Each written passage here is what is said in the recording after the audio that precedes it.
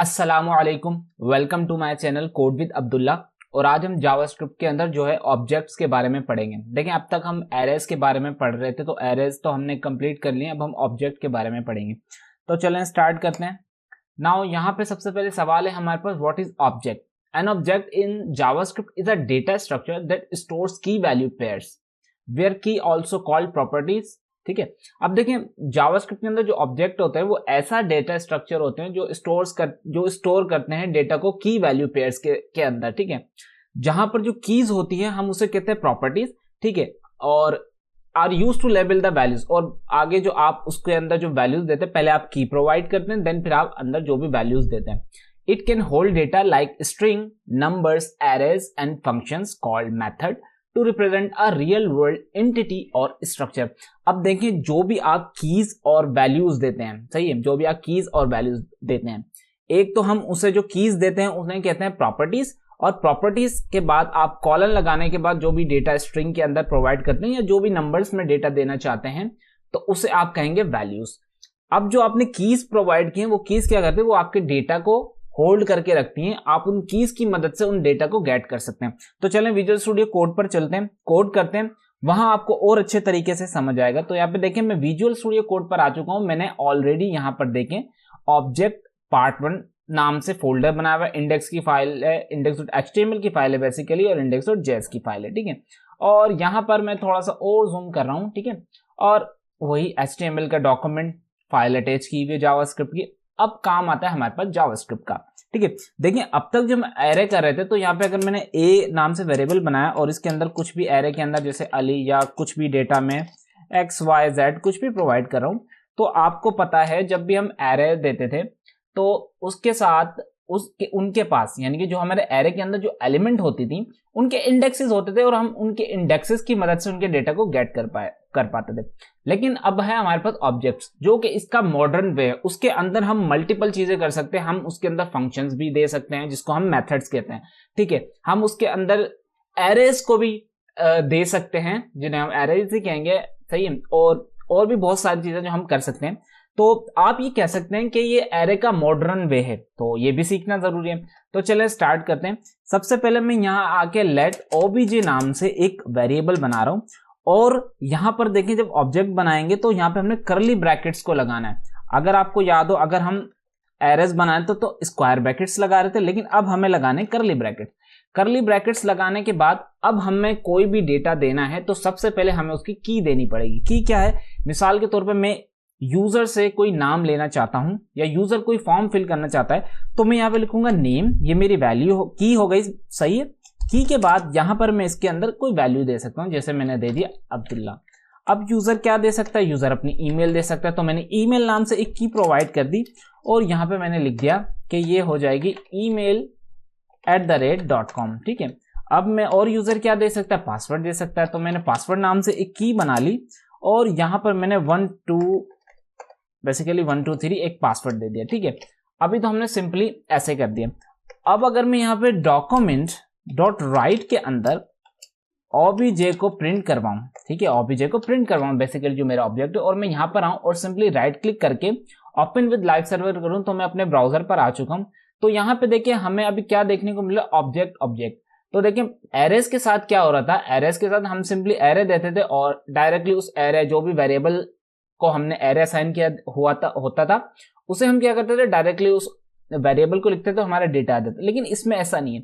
यहाँ पे है की वैल्यूज पेयर। ये जो आपने नेम दिया है ये आपकी की है, देन कॉलन के बाद जो आपने कोटेशन के अंदर दिए वो वैल्यूज, वो आपकी है वैल्यू। तो हो गया ये की वैल्यू पेयर। ठीक है, अब यहाँ पे देखें, अब इसको अगर गेट करना है, मिसाल के तौर पर मैं नेम देना चाहता हूं, तो मैं यहां पर लिखूंगा ऑब्जेक्ट.नेम।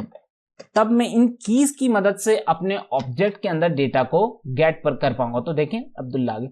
लेकिन अगर मैं यही चीज कंसोल के अंदर प्रिंट कर दूं, document.object के बजाय मैं सिंपली राइट के बजाय बेसिकली मैं इसको console.log obj करूं, तो वहां पर तो मुझे ये डेटा दिखने वाला है। मैं सिंपली अपने ब्राउजर पे आऊंगा और राइट क्लिक करके इंस्पेक्ट करूंगा। इंस्पेक्ट करने के बाद अगर आप देखें तो यहाँ पे देखें मुझे ऑब्जेक्ट नाम से कुछ दिखाई पड़ रहा है, और यहाँ पे देखिए मेरा तमाम डेटा, ईमेल, नेम, पासवर्ड मुझे यहाँ दिखाई दे रहा है। ठीक है, एज सिंपल एज दैट, इतना कोई टॉप चीज नहीं थी है। ठीक है, अच्छा, उसके बाद अब मैं यहां पर इस ऑब्जेक्ट के अंदर क्या कर सकता हूँ, एक और ऑब्जेक्ट बना सकता हूँ। वो कैसे, मान लो मैं यहाँ पे ऑब्जेक्ट बनाना चाहता हूँ कि कहाँ रहता है यूजर, तो मैं यहाँ पे बेसिकली एड्रेस नाम से एक और ऑब्जेक्ट बना रहा हूँ, ठीक है। एड्रेस मैंने यहाँ पे लगाना है colon and then again curly brackets. तो एड्रेस वो किस सूरत में, अच्छा पहली चीज आपने यहाँ पे कॉमा लाजमी लगाना है, ठीक है। अच्छा उसके बाद मुझे क्या करना है, यहाँ पे मैंने बोला उसका सिटी जो होगा वो सिटी का कुछ भी नाम दे सकते हैं, जैसे मैं यहाँ कराची दे रहा हूँ, ठीक है। और उसके एड्रेस में और क्या हो सकता है, उसका मान लो डिस्ट्रिक्ट, ठीक है, डिस्ट्रिक्ट। तो मैं लिख देता हूँ डिस्ट्रिक्ट है मलिर लिख देता हूँ, ठीक है। कुछ भी आप दे दें फिलहाल के लिए, मलिर लिख दिया, ठीक है। तो डिस्ट्रिक्ट बेसिकली मलिर है। तो ये तमाम डेटा आ गया हमारे पास, ठीक है। अब मैं ये चाहता हूं कि मैं अपने ऑब्जेक्ट के अंदर से ये वाला जो ऑब्जेक्ट है मेरा, इसके डेटा को मैं बेसिकली अपने डॉक्यूमेंट पे शो करवा पाऊं। तो मैं यहाँ पे लिखूंगा ऑब्जेक्ट डॉट, फिर मैंने लिखना है एड्रेस, देन अगेन मुझे डॉट लगाना है। अब मुझे जो वैल्यू चाहिए, अब मुझे कराची की वैल्यू चाहिए, तो मुझे इस की से, ये जो सिटी नाम की की है, मुझे इस की से ही ये कराची नाम का डेटा मुझे मिल सकता है। तो मैंने यहाँ पे लिखा obj.address.city एंड देन मैंने इसको कंट्रोल एस टू सेव किया। नाउ मैं अपने ब्राउजर पे आया तो यहाँ पे देखें मुझे कराची मिल चुका है, एज सिंपल एज दैट, इतना कोई मसला नहीं था, ठीक है। और मैं अभी कंसोल को हटा रहा हूँ, ठीक है। अब मैंने ये तो चले ऑब्जेक्ट के अंदर हमने ऑब्जेक्ट्स भी बना लिए, ठीक है। अब हम इसके अंदर क्या कर सकते हैं, बेसिकली हम इसके अंदर फंक्शंस भी बना सकते हैं। तो फंक्शन कैसे बनाएंगे, मान लो मुझे एक फंक्शन बनाना है जिसमें यूजर की जो है सैलरी आती है, तो मैं लिख देता हूं कि यहाँ पे यूजर सैलरी, ठीक है, यानी कि यूजर की सैलरी, ठीक है, यूजर की। देन मुझे कॉलन लगाना है, देन मुझे फंक्शन बनाना है, ठीक है। और यहाँ पे उस फंक्शन के अंदर मुझे कर्ली ब्रैकेट्स लगाने। अब देखिए ये जो रेड लाइन दिखा रहा है बेसिकली मैं कॉमा लगाना भूल गया था इसलिए दिखा रहा है, ठीक है। अब देखिए यहाँ पे मैंने यूजर सैलरी नाम से एक फंक्शन बना दिया। अब देखिए वो रिटर्न क्या करेगा, वो रिटर्न करने वाला है सिंपली सैलरी। तो मैंने सैलरी दे दी, जैसे उसकी सैलरी है 10,000, ठीक है, मान लो 10,000 उसकी सैलरी है और मैंने ये रिटर्न कर। अब अगर देखिए यहाँ पे कंसोल में ऑब्ज है और अभी मैं इसको, ये तो आता रहेगा, मैं सिंपली सबसे पहले आपको इंस्पेक्ट करके कंसोल में दिखाता हूँ। तो यहाँ पे देखें सैलरी नाम से, यूजर सैलरी नाम से एक एफ नाम से, यानी कि बता रही एक फंक्शन है। तो यहाँ पे देखें एक आर्ग्यूमेंट है, नल यूजर सैलरी है, प्रोटोटाइप और ये सारे। अब मैं चाहता हूं मुझे इसकी यूजर की सैलरी पता चल जाए, ठीक है। तो मैं क्या कर सकता हूं, मैं सिंपली ये कर सकता हूं कि आप अगर कंसोल में चाहते हैं कि मुझे सैलरी, फिलहाल मैं कंसोल में प्रिंट करवाना चाहता हूं, तो मैं लिखूंगा यूजर, सॉरी मैंने ऑब्जेक्ट लिखा हुआ है जो कि हमारा है मेन वेरिएबल, सही है, जो तमाम मेरे ऑब्जेक्ट के डेटा को होल्ड करके रखा हुआ है। तो ऑब्जेक्ट डॉट मुझे लिखना है यूजर सैलरी, ठीक है। और वो एक फंक्शन है तो मुझे राउंड ब्रैकेट्स लगाना है ताकि वो कॉल हो जाए, ठीक है। तो ये मेरा, मैंने एक मेन वेरिएबल लिया जो तमाम मेरे ऑब्जेक्ट के डेटा को होल्ड कर रहा था, दैट इज ओबीजे नाम का वेरिएबल था। और मैंने ओबीजे डॉट यूजर सैलरी लिखा जो मैंने फंक्शन बनाया था। देन फंक्शन है तो राउंड ब्रैकेट्स लगाते हैं कॉल करने के लिए, एज सिंपल एज मैंने सेव कर लिया।